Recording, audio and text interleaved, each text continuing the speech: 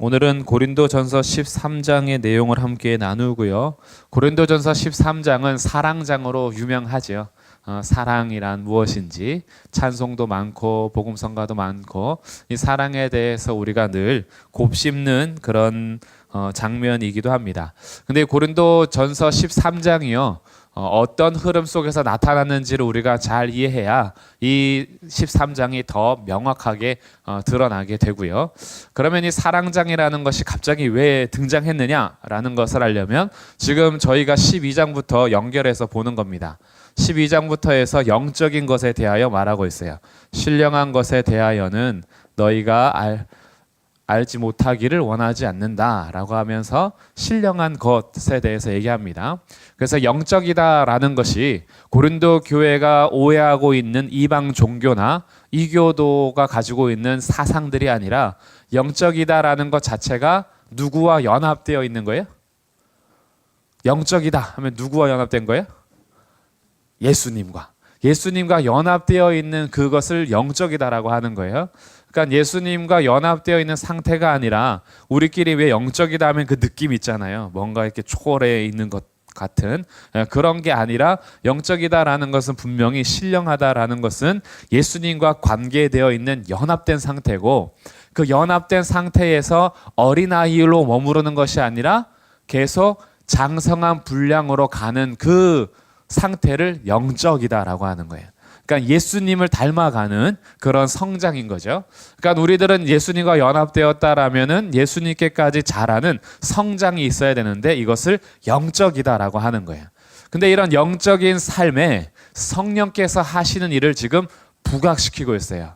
왜냐하면 고린도 교회는 이런 것들로 문제가 많았습니다. 성령께서 하시는 일 중에 특별히 은사를 나누어 주는 건데 은사는 누구의 은사예요? 내 은사예요? 성령의 은사예요? 네, 성령의 은사. 이렇게 두 가지 질문을 드려야지 아시는. 성령의 은사니까 내가 알아서 캐내는 거예요? 성령께서 주시는 거야? 네, 성령께서 주시는 거죠. 근데 성령께서 주시는 성령의 은사를 얘기하는데 성령의 종류는 많아도 같은 한 성령께서 주시는 거다. 그리고 한 성령께서 각자에게 그 자기의 뜻대로 나눠 주시는 거예요. 그 은사를 나누어 주시는 목적은 누구를 위한 거죠? 자기를 위한 거예요? 공동체를 위한 거예요? 공동체를 위한 거죠. 한 사람 하나하나의 지체를 위한 겁니까? 온 몸을 위한 겁니까? 몸을 위한 거죠. 그러니까 은사의 목적은 몸을 세우는 것이고 그리고 공동체 유익을 위해서 하는 건데 문제는 이 신령한 것 성령께서 은사를 주셨어도 사랑이 없으니까 다 실패하더라 이거죠. 사랑이 없으니까 아무것도 아니더라. 사랑이 없으니까 은사가 오히려 문제를 일으키더라. 그렇게 해서 사랑이 나오는 거고요. 그리고 14장에 가면은 다시 이 은사 중에서 특별히 방언과 예언에 대해서 기록해 주는 것이 이제 흐름이에요. 이렇게 세 장이 하나로 묶여 있는 겁니다. 그럼 왜 방언과 예언만 특별히 떼냈는가? 이게 이제 다음 주 할 부분인데 방언과 예언 중 특별히 떼낸 이유는 공중 예배 가운데 사용되었던 방언과 예언에 대해서 다루는 거예요. 14장은. 그래서 저희가 앞에서부터 지금 뭐 하고 있었냐 하면 공중 예배에 대한 복장 문제, 성만찬 문제, 그리고 세 번째 이 은사의 문제까지 오고 있는 겁니다. 즉 복합적으로 이렇게 오고 있습니다. 그리고 오늘은 사랑에 대한 것이 등장하는 거예요. 그러니까 사랑 얘기가 갑자기 나오는 것이 이제 흐름을 아신다면 사랑에 대해서 갑자기 나오는 것이 남녀 간의 사랑이나 가정 안에서의 사랑이나 우리가 어떻게 사랑하면서 살아야 돼라는 관점보다 교회 공동체에 주시는 은사를 사랑 안에서 해서 주님은 이 몸을 바르게 세우기를 원하는 그런 목적에 따라서 사랑을 살펴보는 거예요. 그러니까 이 사랑은요, 그냥 우리 가정의 기도문, 그리고 우리 부부 안에서 기도문, 우리가 따라야 될 지침, 어떤 내 개인적으로 사랑의 성숙을 위한 지침이라기보다 고린도전서 13장에서의 사랑은 교회 공동체가 하나님께서 주시는 은사를 바르게 사용해서 주님의 목적대로 가게 하기 위한 사랑인 거죠. 그러니까 이 사랑은 공동체성이 있는 거예요. 이 공동체성을 놓치면 이해가 안 되는 장면들이 좀 나오기 때문에 이런 것들을 우리가 먼저 살피면서 가면 좋겠습니다. 그래서 사랑, 간단하게 말하면 이 사랑은 개인적인 사랑이에요? 공동체 사랑이에요? 공동체 사랑이에요. 그래서 우리 교회 공동체, 신앙 공동체, 교회를 위해서 성령께서 주시는 은사를 사랑 없이 쓰니까 엉망되더라. 그래서 등장하는 것이 뭐냐? 1절부터 3절까지 사랑이 없으면 아무것도 아니다. 이렇게 나오는 거죠. 뭐가 없으면 아무것도 아니에요? 네, 사랑이 없으면 아무것도 아니에요. 옆에 제가 뭐라 적어놨냐 하면 아무것도 아닌 것보다 더 못하다. 차라리 아무것도 아닌 게 나아요. 근데 괜히 사랑이 없어서 아무것도 아닌 것보다 더 못해지는, 더 추해지고요, 더 교만해지고요, 이런 상태에 가는 것이 사랑이 없을 때, 그것이 1절부터 3절이고요. 4절부터 7절은요 사랑의 속성에 대해서 말해줍니다. 이걸 다른 말로 본질을 얘기한다 그래요. 사랑의 본질, 사랑의 속성, 사랑이라는 게 도대체 무엇인지, 그러면 무엇이 사랑이 아닌지, 사랑은 무엇을 한다는 건지라는 어떤 사랑에 대한 속성을 얘기해 주고요. 8절부터 12절까지는 사랑의 위대함을 보여주는데 특별히 두 가지, 사랑의 영원함, 영원성하고요, 그리고 온전함, 이 온전성을 얘기해 주고 있어요.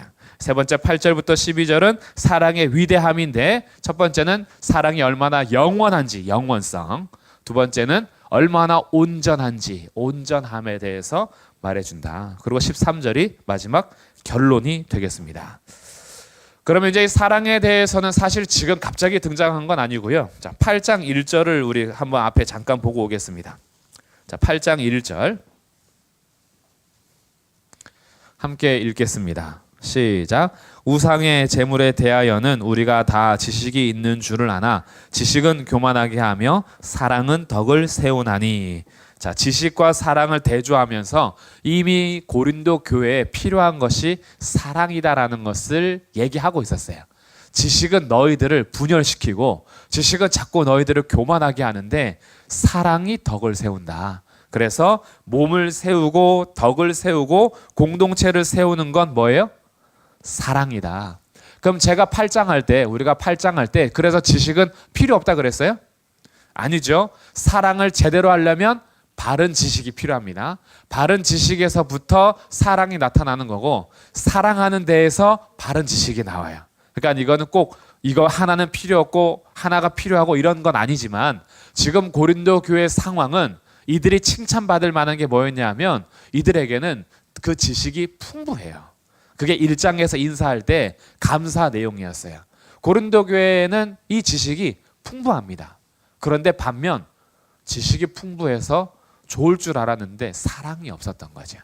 그러다 보니까 하나님을 아는 지식과 선물로 주신 은사가 오히려 분파, 분당, 교만을 이루고 있으면서 교회가 문제가 됐던 겁니다. 그래서 이제 13장 1절부터 3절에 사랑이 없으면 어떻게 되느냐 이거를 얘기해 주고 있어요. 먼저 1절입니다. 내가 사람의 방언과 천사의 말을 할지라도, 언어를 지금 두 개로 얘기해 줘요. 사람의 방언이라는 것은 이 땅에는 모든 외국어를 말하겠죠. 모든 외국어, 이 방언들입니다. 그리고 인간의 언어가 아닌 천상의 언어, 천사들이 하는 말. 야, 천사들이 하는 말은 도대체 뭘까? 우리는 모르지만 바울은 알고 있어요. 바울은 셋째 하늘까지 다녀왔기 때문에 천사들의 소리를 들었거든요. 그러니까 혹시나 그래서 천사의 말을 하는 것, 이거 귀한 거죠. 사실은 사람의 방언과 천사의 말을 하는 것 귀하지만, 그러나 사랑이 없으면 뭐라 그래요? 사랑이 없으면 뭐와 같아? 소리나는 구리와 울리는 꽹과리가 되고. 소리나는 구리와 울리는 꽹과리 여기 있어요. 사랑이 없으면 아무리 천사의 말 해도 되게 듣기 좋죠. 이런 소리밖에 안 된다, 이런 거죠. 구리가 이제 진가 같은 거고요. 꽹과리 치는데 이 구리와 꽹과리가 만들어내지 못하는 게 있어요. 그게 뭘까요? 여기에는 음이 없어요. 음이 없으니까 피아노와 같이 화음을 만들어낼 수 없어요. 화음이 없어요. 그냥 소리 하나 계속. 자기는 되게 신났는데 옆에서는 시끄러워 죽겠어. 저희 집에 애들이 자기는 노래한다고 막 창문을 두드리는데 시끄러워 죽겠어요. 방바닥을 막 치는데 너무 힘들어요. 그래서 그만해라 하면 자기는 찬송을 한대요. 그럼 찬송을 한데 말릴 수도 없고 하지 말자 하니 좀 그렇고 하라니 너무 시끄럽고 이런 시끄러운 소리들이 되는데 왜? 천사의 말, 사람의 방언 그렇게 귀한 거라도 사랑이 없으면 그런 소리 같다라는 거예요. 근데 이게 단순히 그냥 악기 치는 이런 소리가 아니라요. 당시 우상 숭배하거나 이교도들이 신접할 때 신명한 소리 내는 겁니다. 우리 옛날에 국 같은 거 할 때 막 치는 거 있잖아요. 사람을 굉장히요, 이 혼을 빼놓는 거죠. 그러면서 이 신명나게 뭐 이렇게 하잖아요. 신명나게 부르는 이런 일들을 하는 거죠. 그래서 막 꽹과를 치고 소리치고 이렇게 하면서 뭔가 귀신을 불러내거나 아니면 그 예배드리러 오는 사람들의 황홀경에 빠지게 하는 정신을 빼놓는 일들, 이게 고린도 교회에서도 이교도들이 행했던 종교 활동 중에 하나예요. 막 시끄럽게 소리내는 거. 그런데 이렇게 귀한 사람의 방언과 천사의 말을 해도 사랑이 없다면 그거와 같다라는 거예요. 이거 참 심각한 경고인 겁니다. 나는 방언하고 있어요. 나는 막 천사의 말을 하고 있어요. 옆에서는요, 시끄러워 죽겠어요. 왜? 화음을 만들어내지 못해요. 이런 것들은 실제로 그런데 사실은 우리가 방언을 하고 기도를 한다 해도요, 사랑이 없는 사람들의 방언은요 진짜 시끄러워요. 그 아름답게 함께 기도해 가는 화음이 이루어지는 것이 아니라 굉장히 깨버려요. 그러니까 이런 것들이 실제로 있습니다. 그러니까 있다 보니까 굉장히 그런 것들이 함께 어우러져서 기도하는 그런 무리들을 함께 기도하면서 가는 것이 아니라 굉장히 진짜 이 시끄러운 소리 같은 거죠.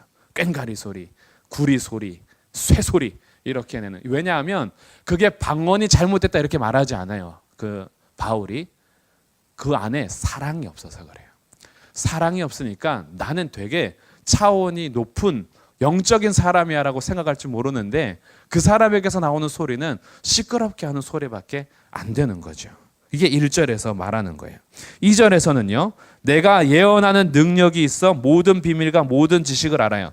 이 사람은 예언의 은사를 받았어요. 그리고 지식의 은사를 받았어요. 그래서 비밀과 지식을 깨닫는 능력이 있어요. 이거 좋은 거죠. 나쁘다고 말하는 게 아닙니다.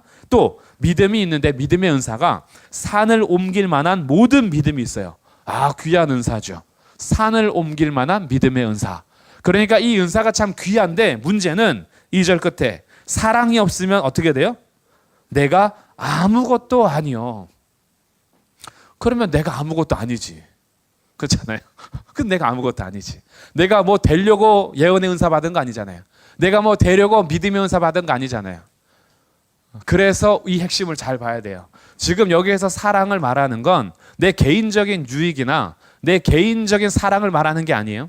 공동체 속에서 이해해야 되는 겁니다. 그럼 여기에서 내가 아무것도 아니오라는 말은 무슨 말이냐 하면 너가 그렇게 예언의 능력이 있고 믿음의 은사가 있어도 그러나 하나님과의 관계 속에서 하나님의 영광을 위하여 몸을 세우는 데 있어서는 아무 유익이 없다라는 거예요.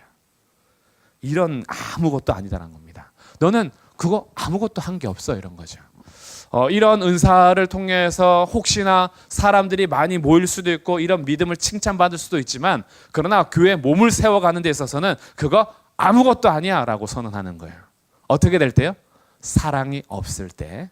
세 번째 3절 내가 내게 있는 모든 것으로 구제하고 또 내 몸을 불사르게 내줄지라도 얼마나 귀한 거예요. 구제의 은사, 헌신하면서 자기 몸을 내어줄 수 있는 그런 은사가 있어요. 그럼에도 불구하고 사랑이 없으면 내게 아무 유익이 없느니라.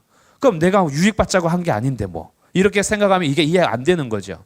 불사르게 내주는 건 내가 유익받으려고 한 거 아닌데 라고 하면은 이게 이해가 안 되는데 여기서 내게 아무 유익이 없다라는 것은 이것도 공동체 안에서 그거 사실은 공동체 유익 준 게 하나도 없는 거야 이런 거죠. 너의 몸을 불사르게 내주고 구제했더라도 그리스도의 몸을 세우고 하나님의 영광을 돌리는 일에는 그거 유익한 게 한 개도 없었어. 은사가 잘못된 게 아니라 뭐가 없었기 때문에 그런 거예요? 사랑이 없을 때. 그러니까 우리는 이 1절, 2절, 3절만 봐도요. 우리에게도 이런 게 이제 필요한 거죠. 아, 내게 주신 은사 그거 귀하게 쓰고 바르게 쓰려면 나에게도 사랑이 필요하구나. 사랑 없이 썼다가는 그거 공동체 유익이 하나도 안 되는 거구나. 사랑 없다면은 그거 아무것도 아닌 거구나. 사랑이 없으면 시끄러운 거구나. 이거를 이제 알아야 하는 거죠. 그렇게 해서 그 사랑을 얘기해 주는 겁니다. 그렇다면 사랑이 뭐냐? 이제 이런 질문이 나오는 거죠. 사랑이 뭐냐? 이게 4절부터 사랑의 본질에 대해서 말해주는 겁니다. 사랑에 대해서 4절부터 7절까지 쭉 얘기하는데요. 오래 참고 온유하고 시기하지 않고 자랑하지 않고 교만하지 않고 무례히 행하지 않고 자기 유익을 구하지 않고 성내지 않고 악한 것을 생각하지 않고 불의를 기뻐하지 않고 진리와 함께 기뻐하며 모든 것을 참으며 믿으며 바라며 견딘다 라고 정의하는 모든 것이 동사입니다. 동사. 동사라는 건 뭐냐 하면 행동하는 거, 행동. 여기에서 정의하는 사랑이 다 행동이에요. 무슨 행동이냐 하면 마음의 행동이고요. 생각의 행동이고요. 나의 삶의 행동이에요. 그래서 사랑의 본질은 감정에서 그치는 것 아니고요. 움직이는 거예요. 실제로 살아내는 거예요. 그래서 사랑의 본질은 마음과 생각과 삶의 행동이다. 그래서 사랑은 그냥 앉아서 사랑해 이런 게 아닌 거예요. 사랑은 진짜로 움직이는 거예요. 그러니까 사랑이 옮겨 다니는 움직임 말고요. 사랑은 움직이는 거야. 이렇게 해서 훅 막 가는 게 아니라 사랑은 이렇게 살아내는 거죠. 살아내는 거. 그래서 사랑에 대해서 살아내는데 이 동사가요. 현재 진행형이에요. 현재 진행형이라는 건 뭐냐면 지금 계속 하고 있다라는 거예요. 계속 하고 있는 거. 이게 사랑에 대한 본질이고 정의입니다. 다시 정리하면 4절부터 7절까지 나오는 사랑이라는 것은 지금 계속 하고 있는 삶의 상태를 말해주는 거예요. 그러니까 우리들은 이 사랑에 대해서 보면서 아, 사랑은 이런 거구나 라는 것들을 생각하면서 우리들에게 살아내야 하는 그런 것이 나오는 거죠. 근데 이것이 율법의 요구로 주어진 게 아니에요. 너 사랑한다면 오래 참아라. 너 사랑한다면 온유해라. 이렇게 명령하지 않았잖아요. 사랑은 오래 참아라. 너 시기하지 마라. 자랑하지 마라. 교만하지 마라. 이렇게 우리에게 율법을 요구한 게 아니에요. 지금 여기에서 말하는 건 사랑에 대해서 그냥 정의하고 있는 거예요. 그러니까 사랑을 하면 사실은 나타나는 행동들이에요. 사랑하면 그 사랑이 어떻게 알 수 있냐면 이 사람이 오래 참고 있으면 사랑하고 있다는 걸 알아요. 그리고 이 사람에게서 부드러움이 있어요. 이 사람에게는 친근함이 있어요. 뭔가 가까이 가고 싶고 나에게 뭔가 부드러워요. 그게 사랑하고 있다라는 거죠. 사랑하지 않으면 날카롭잖아요. 싫어하는 사람이 있는데 가까이 가기 힘들죠. 우리가 말 안 해도요. 이미 우리는 거울 대 거울로 보는 사람들이라 이 마음이 얼굴에 비치잖아요. 이 사람이 나를 미워하면 미워하는 것이 티가 나죠. 티 안 나는 사람들은 이제 연기하시면 됩니다. 연기 잘하실 거예요. 근데 대부분은요 이게 얼굴에 티가 나요. 마음에 뭔가 이렇게 딱 그러면 우선 눈부터 마주치기가 어렵잖아요. 눈 안 마주치죠. 이렇게 안녕하세요. 네. 별로 이렇게 말도 잘 안 하고 이렇게 하면서 얘기하는 게 안 돼. 밥상 앞에 같이 앉아서 밥 먹는 거 불편하죠. 안 먹고 말지. 근데 이게 전달이 되죠. 그러다 보니까 사랑은 온유할 수가 없어요. 사랑하지 않으면 온유가 안 나타나요. 그러니까 온유해야 돼, 온유해야 돼, 온유하라 했어라고 명령한 게 아니라 사랑하면 이런 특성들이 나온다라는 거죠. 그것을 지금 그대로 보여주고 있는 거예요. 그러니까 사랑은 오래 참고 사랑은 온유합니다. 부드럽고 친근하다라는 거예요. 시기하지 않아요. 시기다라는 것은 경쟁적인 마음을 품고 있어요. 항상. 이 사람이 나보다 잘하면 그거 되게 마음이 불편해요. 근데 부모님들이 자녀들을 사랑할 때요. 자녀들이 부모를 이기기를 원할까요? 지기를 원할까요? 부모보다 더 잘 돼서 이기기를 원하죠. 물론 저는 애들한테 게임을 안 줘줘요. 저거 이기고 싶어서. 그래서 오목을 둬도 저는 반드시 이기고 말고 묵찌발을 해도 반드시 이기고 싶어 하는데 실력으로 이기기를 바라죠. 나중에 진짜로. 우리는 사랑하면 사랑하는 사람이 나를 넘어서길 바라지 나보다 잘하는 걸 시기하지 않아요. 그러니까 이건 반드시 나오는 특징인 거죠. 그러니까 사랑은 경쟁하거나 시기하지 않고 오히려 나보다 남을 낮게 여기게 되죠. 사랑은 또 뭐 하지 않아요? 자랑하지 않아요. 여기서 자랑하다라는 말은요, 허세 부리는 것을 말하는 거예요. 사랑은 허세 부리지 않아요. 그 마음에 허영심이 가득해서 속이면서 다가오지 않아요. 자랑하지 않는 거죠. 자기를 드러내고 사람 앞에서 괜히 폼 잡고 내가 이런 사람이야 라고 그 사람을 기를 죽이지 않아요. 그리고 사랑은 교만하지 않습니다. 부풀지 않고요. 부풀리지 않아요. 자기가 하는 것에 있어서 오히려 겸손하죠. 그 사람에게 맞추어서 자기를 낮추죠. 그리고 5절, 무례히 행하지 않습니다. 사랑하면요, 예의가 바른 거죠. 함부로 하지 않아요. 사랑한다라고 하면서 함부로 가지 않습니다. 자기의 유익을 구하지 않습니다. 이것은 자기의 것을 주장하지 않는 것을 말하는 거예요. 내 생각을 주장하고 나의 것만을 고집하고 그래서 나의 유익에 따라서 그렇게 사랑하지 않아요. 사랑은 그런 게 아닌 거예요. 그리고 사랑은 성내지 않습니다. 성내다라는 말은요, 식초를 옆에 두다라는 말이에요. 식초 옆에 두면 코가 자극을 받죠. 빙초 있잖아요. 빙초. 그거 탁 코가 확 찔리고 눈 맵고 막 이런 거. 그런 것을 성내다라는 말이거든요. 그러니까 이 성내지 않는다라는 것은 쉽게 자극하지 않아요. 그 사람의 말이나 행동에 있어서 쉽게 자극이 안 돼요. 왜? 사랑하니까. 귀여워 보이죠. 난 네가 화내는 것도 왜 이렇게 귀엽냐? 맞아. 너가 삐지는 것도 왜 이렇게 좋으냐? 이러죠. 그렇게 하면서 우리가 쉽게 성내지 않죠. 그리고 악한 것을 생각하지 않습니다. 여기서 악하다라는 말은 실질적으로는 복수를 말하는 거예요. 나에게 한 것을 어떻게 해서든 갚아주려고 하는 거. 너가 저번에 나한테 이런 말 했어? 기록에 적어두고 언젠간 내가 이걸 똑같이 너에게 해줄 거야. 사랑은 그렇게 계산하지 않아요. 복수하려고 하지 않죠. 오히려 상대가 그것 때문에 아파하면 내가 더 아픈 게 그게 사랑인 거죠. 6절, 불의를 기뻐하지 않고요. 오히려 진리와 함께 기뻐합니다. 사랑하면요, 같이 망하는 길로 가지 않아요.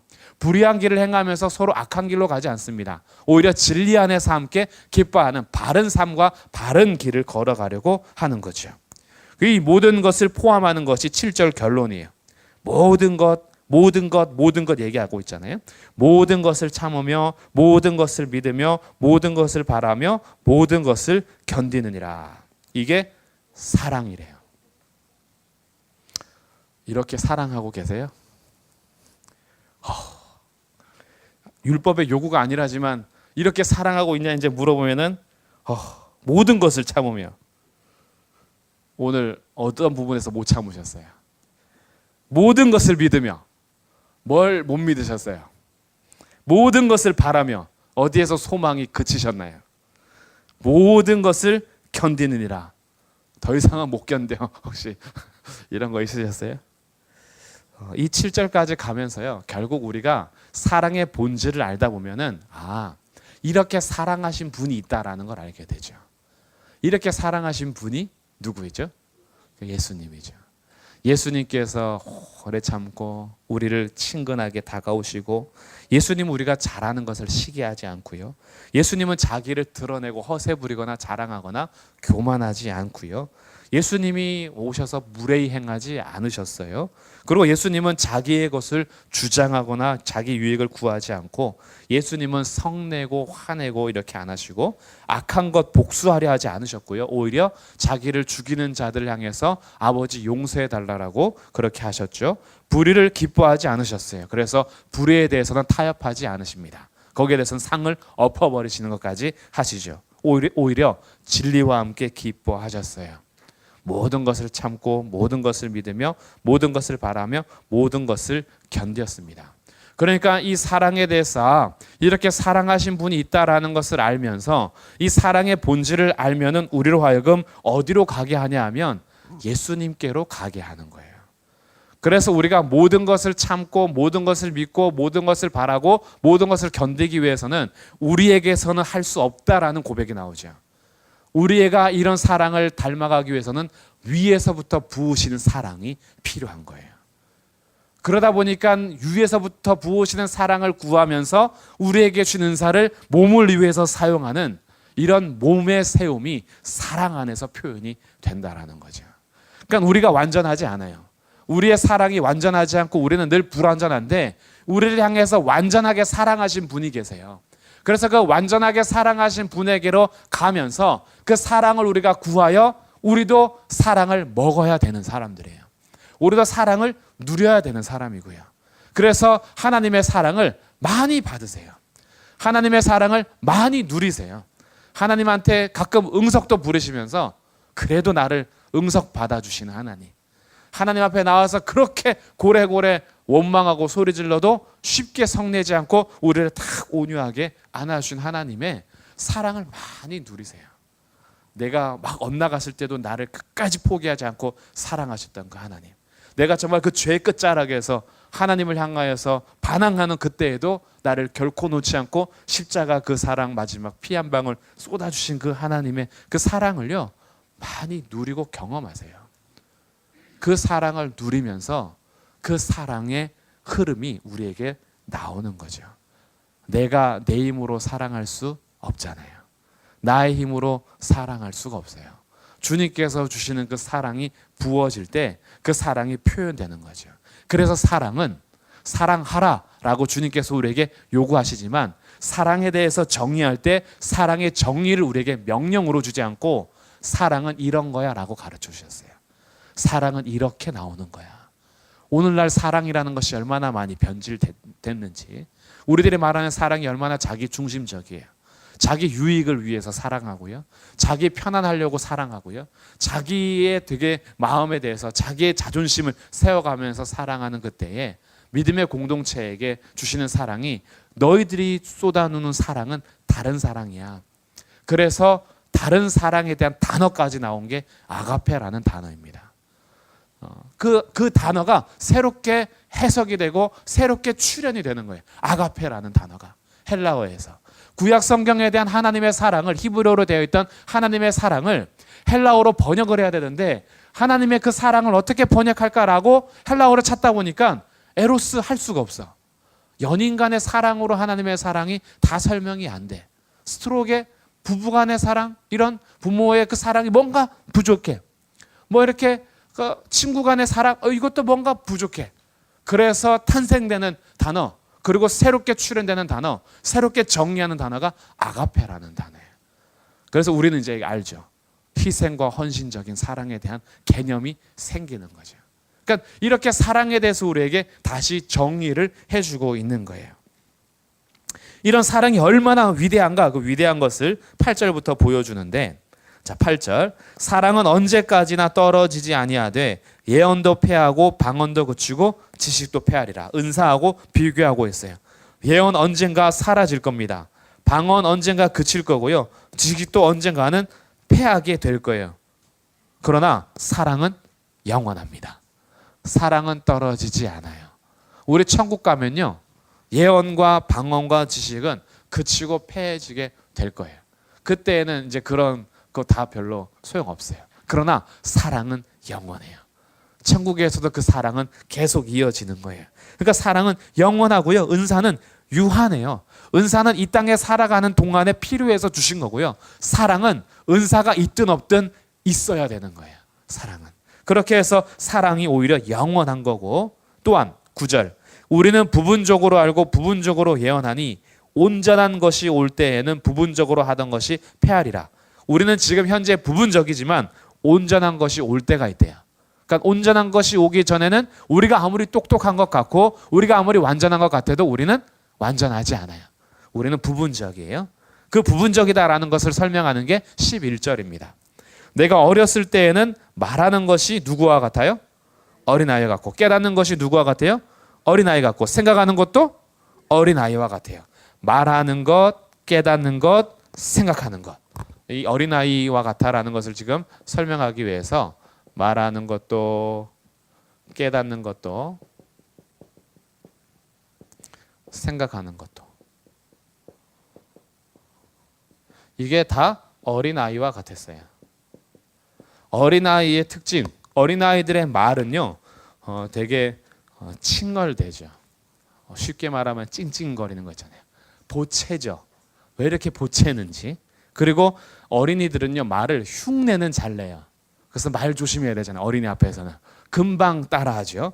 그리고 또 말하는 것을 단어에 대해서 의미를 모르기 때문에 무의미하게 막 써요. 그냥 TV에서 어디 들었던 말들 그냥 써요. 무슨 뜻인지 모르고. 이게 어린아이가 말할 때의 특징인 겁니다. 칭얼칭얼대고 무슨 말인지도 모르고 혼자서 중얼중얼거리고 흉내내고 보채는 거. 깨닫는 것도 마찬가지입니다. 깨닫는 것도요, 굉장히 느려요. 답답할 때가 있죠. 설명하고 설명하면은 설명할 게 너무 많고요. 딱 하면 알아들었으면 좋겠는데 못 알아듣고요. 생각이 깨달음이 되게 유치해요. 그리고 되게 저급하고요. 어린이들을 무시하는 거 아니에요?